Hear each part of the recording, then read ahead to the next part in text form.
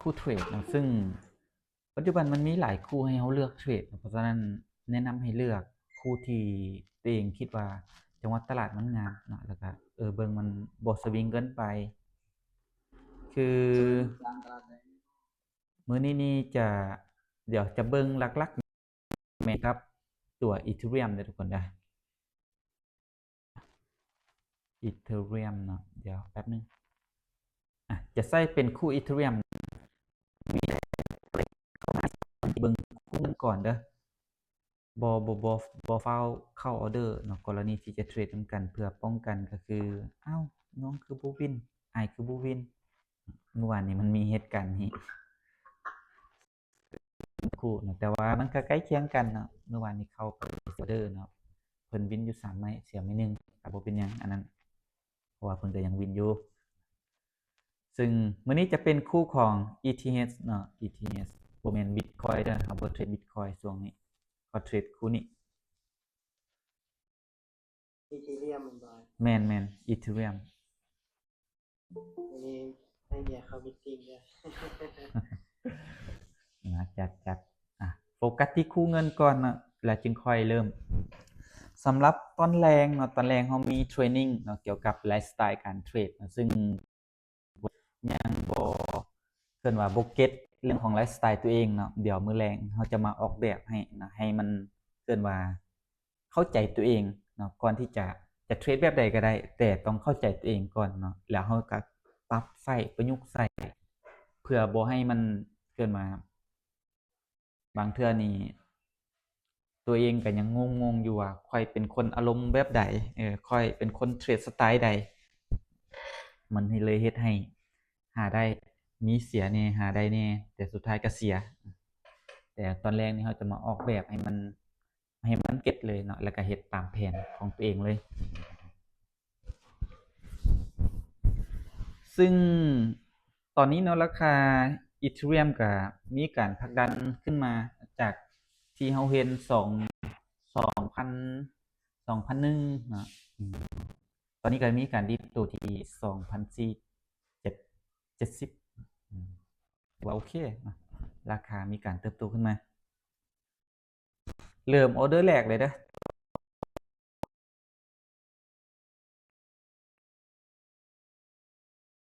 จะมาเทรดแบบ Martingale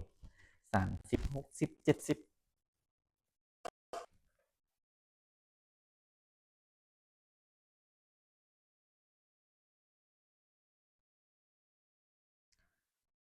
เกี่ยวกับการเดินเงินนี่มันจะมีอยู่2แบบเนาะถ้าในเชิงของ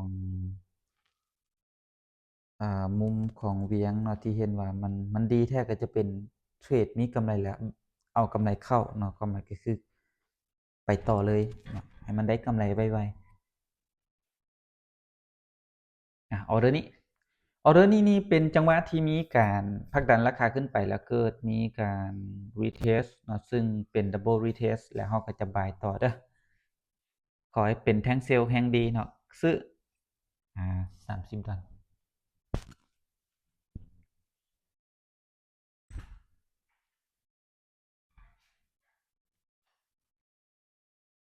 ตอนนี้ราคามีการผลักดันขึ้นไปแล้วเนาะรอแค่เวลาจะปิดจ็อบให้เราตามเงื่อนไขได้หรือบ่ถือว่าบ่ค่อยสวิงปานใดมื้อนี้เป็นวันพฤหัสพอแต่สิหลับตาปั๊บเนาะแท่งน้อยๆนี่ไม่แรกปิดจ็อบไปสวยงามเนาะไม้ที่2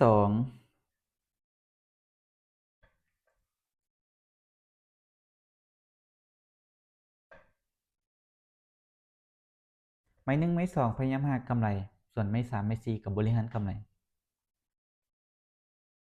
ออเดอร์นี้ซื้ออีกเด้อก็ยังอยู่ในจุดเมื่อมีการ retest แล้วก็ต้องผลักดันต่ออย่างน้อยต้อง3หา4แท่งซึ่งเราเก็บอยู่ที่เฉลี่ยก็คือ3แท่งพอแล้วถ้าได้ไม่นี่ก็ต้องเกิดจุด breakout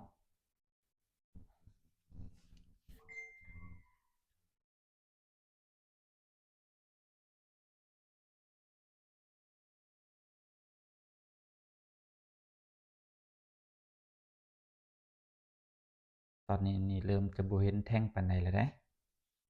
โอเคปิดจ็อบไป หลังจากที่เราปิดจ็อบไปเราก็จะตีเฉลี่ยประมาณ50ปลายดอนเกือบ60เนาะประมาณนั้น ซึ่งณตอนนี้เราก็บริหารเลยเอาเวียงก็จะบ่ได้เข้าหลายนะจะเข้า5ดอน10ดอนแบบนี้ แต่ทุกคนสามารถเข้าได้เนาะตามความเหมาะสมของตัวเองหรือว่างบ แต่ตอนนี้นี่เรามาลิ้นกำไร ข้อดีของการลิ้นกำไรจะเฮ็ดให้เราสบายใจขึ้น เสียน้อยได้หลายข้ามไปก่อน เปิดไมค์แลกเปลี่ยนกันได้นะทุกคน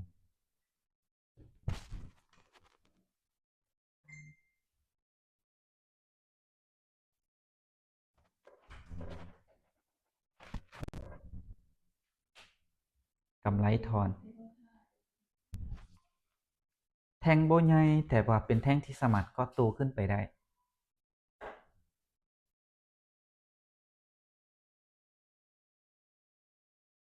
ออเดอร์นี้เด้อ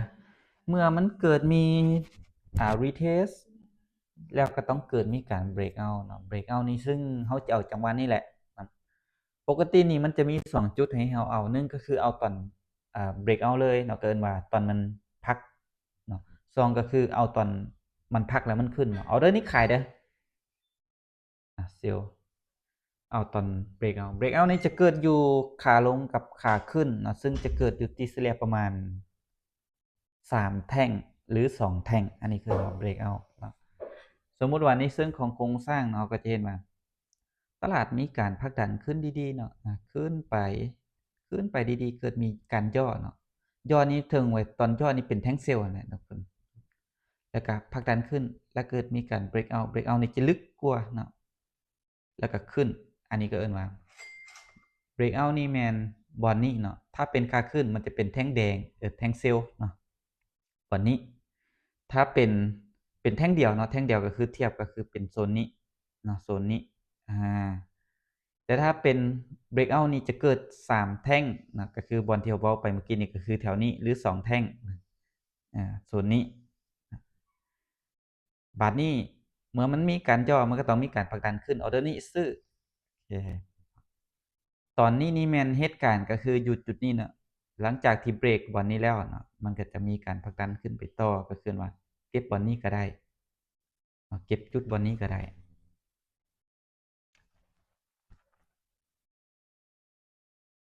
ขาลงก็บ่แตกต่างนะมีแต่ว่าปีนกับให้มันเป็นแท่งซื้อขาขึ้นมันก็จะเป็นแท่งเซลล์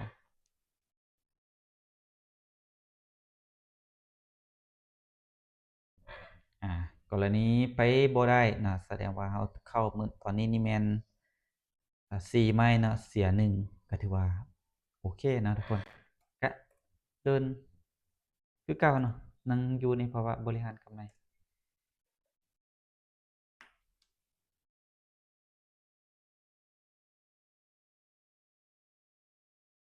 ออเดอร์นี้ขายนะ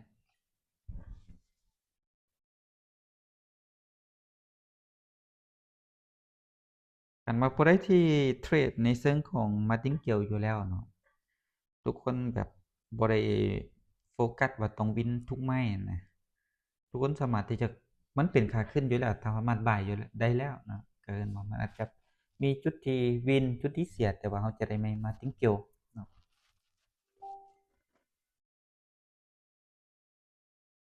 อีก5วิแบบนี้กับมินนะคือกรณีแบบนี้นี่ก็ต้องยอมรับว่าถ้ามันปิดบ่ได้เมื่อกี้นี่เราจำเป็นเรียดบ่พวกเราอาจจะมีส่วนเนาะที่จะบ่พอใจกับมันเนาะมันเป็นเรื่องปกติแต่เบิ่งในมุมของตลาดว่าเมื่อมีแฮงซื้อเข้ามาหลายเนาะมันก็ต้องมีการปฏิเสธ แต่แม่นอยู่ว่าแฮงซื้อมาหลายระยะเวลาของมันก็บ่ถึงเนาะแฮงขายที่ยังมีการที่อยู่ก็เลยเฮ็ดให้ไปต่อบ่ได้ถ้าบ่วินเราก็แค่เข้าใจว่าแฮงซื้อมาเนาะเราก็เอาเป็นว่าได้ไม่นี่ก็เอาไม่นะไม่มากไม่น่าเพื่อกันไว้เรื่องของอารมณ์เนาะเวลาที่เรารู้สึกว่ามันคือเฮ็ดใส่เราวะแบบนี้เฮ็ดให้เรานี่เดินใหญ่เกินไปหรือว่าบ่ไปตามแผน บางครั้งมันก็เฮ็ดให้เราหลุด มันก็จะบ่ได้ปฏิเสธทุกไม้ที่เราเจอออเดอร์ต่อมาแต่นี่มันขึ้นไปแล้วเนาะครับเว้าไปเมื่อกี้ว่ามันขึ้นไปมีการเบรกเนาะเบรกแล้วต้นนี้เนาะที่เราเห็นนี่มันลงมานี่นะเอิ้นว่าหยังก็เอิ้นว่าพักโตเนาะพักโตแสดงว่าพักโตแล้วต้องหยังเนาะก่อนจะขึ้นก็ต้องมีการพักโตแล้วก็ขึ้นเพราะฉะนั้นไม้นี้ซื้อต่อขึ้นนี่จะตีเฉลี่ยประมาณ3-4แท่งนะ3-4แท่งเฉพาะแต่เทรนเด้อทุกคนนะไซด์เวย์เบาๆเนาะ คือในโครงสร้างของเทรนด์ขาขึ้นมันก็จะว่าจังซี่เนาะขึ้นไปย่อตัวขึ้นไปย่อตัวย่อตัวอันนี้คือโครงสร้างของแท้นะถ้าบ่ไปตามแบบว่าบ่แม่นเนาะบ่แม่นเทรนด์ขาขึ้นเนาะทุกครั้งที่ย่อสังเกตว่าจุดหนึ่งจะต้องต่ำกว่าจุดที่2เนาะจุดที่3จะต้องสูงกว่าจุดที่2อีกแสดงว่าไต่ลำดับไต่ลำดับก่อนจะขึ้นก็ต้องย่อคันเทียบนี้เมื่อกี้ก็จะเป็นนี้เนาะย่อแบบนี้แล้วก็เก็บแบบนี้ออเดอร์ต่อมาออเดอร์นี้ซื้ออีกแท่งนะในบางกรณีนะเราจะเห็นว่ามันขึ้นไปนิดเดียวมันขึ้นลงว่ะอันนี้คือมันเป็นแท่งหนึงนะที่หลอกเฮาว่า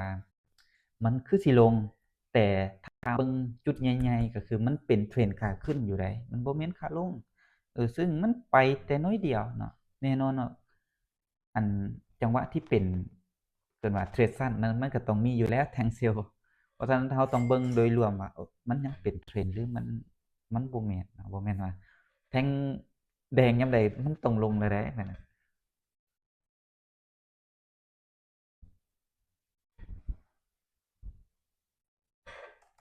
ไปต่อ ตอนนี้นี่เอาอีหลีเฮามาได้มื้อนี้นะหลายไม้นะตามคอนเซปต์ของเฮาสืบต่อเด้อไม้นี้ถ้าได้เฮาไปต่อซัดเสียหยุดได้หยุดได้เทรดอยู่ทั้งหมด7ไม้ปิดไปแล้ว6ไม้นะ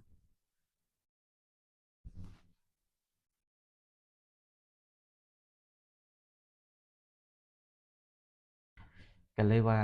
ตอนแรงเนาะตอนแรงเฮาจะมาจัดไลฟ์สไตล์ของตัวเองเนาะให้มันเหมาะสมกับตัวเองให้มันตอบโจทย์กับตัวเองแล้วก็ไปใช้กลยุทธ์ในแบบของตัวเองบ่จำเป็นต้องคือไผก็ได้นะ โอ้ยปิดจอบบ่ได้ถ้าปิดจอบบ่ได้เสียหายหยังเนาะคือเรามีกำไรอยู่แล้วเนาะตอนนี้เนาะเทรดอยู่ทั้งหมด8ไม้วินไป6ไม้เสียแค่2ไม้โดยรวมมื้อนี้ก็คือเก็บมีออร์เดอร์เซลล์อยู่2ไม้เนาะมีออร์เดอร์บายอยู่ที่6ไม้ถือว่าปิดสวยงามอยู่ในนี้มีผู้ใด TP บ่ทางนี้นี่อืมเดี๋ยวสิคิดไลก์ก่อนเนาะทุกคน บวกก็ถือว่าตีเฉลี่ยประมาณ7-80นี่แหละนะเพราะว่าเราได้ช่วงนี้มันจะมีได้มีเสียแต่มันก็มีกำไรอยู่นะเพราะเราบ่ได้เดินสูง